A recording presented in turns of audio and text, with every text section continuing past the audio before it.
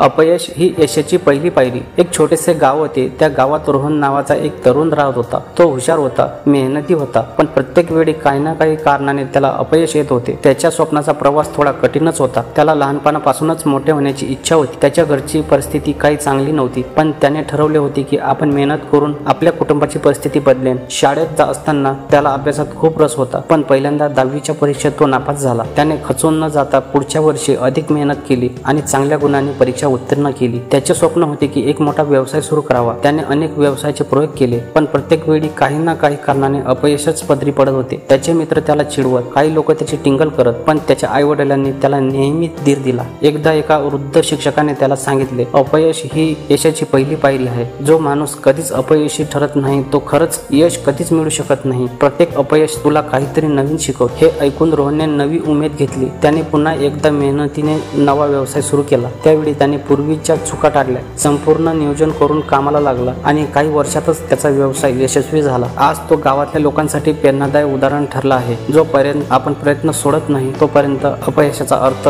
फक्त शिकवण असतो। तात्पर्य, अपयश आलं तरी खचून जाऊ नये, त्यातून शिकून पुढे जाण्याचं कारण अपयश ही यशाची पहिली पायरी आहे।